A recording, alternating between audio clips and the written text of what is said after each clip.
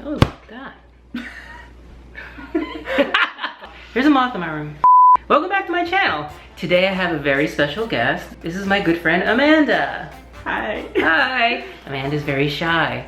She's what we call a baby dyke. Not really, but you know, she is very young. How old are you, Amanda? I am 20 years old. Don't remember when I was 20? Nah, I do. I was in college. And where are you? In college. College. Yeah, exactly. We were kind of discussing what we would record on this.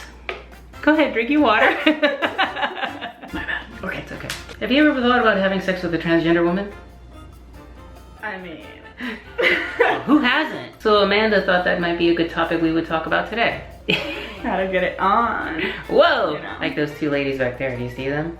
First Yeah. I'm gonna ask Amanda, and this is gonna be a little embarrassing. This whole God. thing's gonna be embarrassing. Great. When you are having sex with a woman, what is it that you usually do?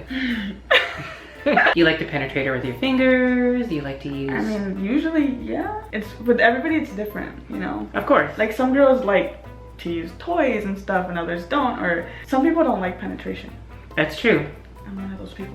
Really? I'm not one of those people, by the way. Okay. Love penetration. Have you ever wondered what it would be like to do those things with a transgender woman? Yeah. Yeah? I feel like it would be the same post-op. Yes and no. One of the ways that transgender women are different than cisgender women like yourself and other women you might have been with is that we don't really tend to self-lubricate very well. That's not a big difference, mind you. There are, of course, a lot of cisgender women who also don't lubricate very well. Another thing is that our vaginas aren't as flexible. You're just not gonna get a lot of stretch out of a transgender woman or most transgender women. Would it like hurt if you tried to? Yeah, it only stretches so far. Whereas a vagina is made to stretch because, you know, it's supposed to one day accommodate a baby's head. Ugh.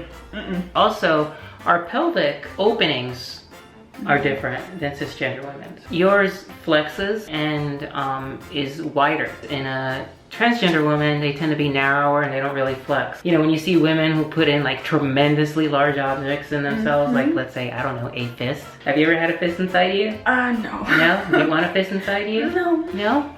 That's like a baby head. Not for me, thanks. We wouldn't be able to do that. So while we're mostly the same, like, you know, we have sensitive parts and we can be penetrated and our breasts are sensitive and all that kind of stuff. We're just like any other cisgender women. There are some things we like and some things we don't. That's funny though, because I hate penetration. And you really like it apparently. Yeah, I do. So is it like really sensitive? Inside of me? Inside, yeah. Yeah, actually I have a G-spot in there. When I was first experimenting after I had my surgery, I would have orgasms just from touching that G-spot area. Like I start to like lose bodily control. I can have multiples. That is one thing we have in common. I think I like penetration though because I never could have penetration before. The feeling of something inside you while you're having sex or being sexually stimulated is a further turn on. I got a place in a place there wasn't a place before. So what do you think? I feel like I should try it. Excuse me? No, that didn't happen, believe me. Hold on, cut this out. Cut this out what we think. I build up the confidence to actually ask you these things. Yeah. There's like lumps and bumps Inside? the inside. Yes. Would you feel the same if you did our thing? Actually, that's an awesome question. Mine tends to be like really smooth. Really? Yes.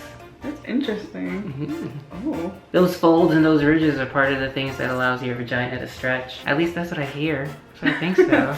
Also, I don't have the same sort of flora that you have, so I don't clean out myself out naturally the same way you do. Huh. The more you know. And knowing's half the battle. A little more maintenance work involved with being a transgender woman. Look for upcoming videos where I'm going to test products made for cisgender women and see how effective they are for transgender women. I kind of have this crazy idea of like trying a tampon, put it in the morning, take it out like, you know, at lunchtime and give you my reaction. If you guys have any ideas of products you'd like me to try out, you know, please leave them in the comments below. I actually have a lot of questions, but I'm really shy. Tell me. Is there any like trigger to like anything we should watch out for? Like something you shouldn't do or shouldn't try, or just like any other woman, you should ask her what is she comfortable with, you know, what she can do, what she's willing to do, what she doesn't want to do. You know what, I'm gonna say there is one trigger, I think, and that is making her feel not like a woman. I'm just scared to just do something wrong. I like blank out. Every time you look at me, it's black. Alright, I'll look that way. Would it taste the same? As far as I can tell, yeah, it's pretty much the same. Like you wouldn't be able to tell the difference necessarily.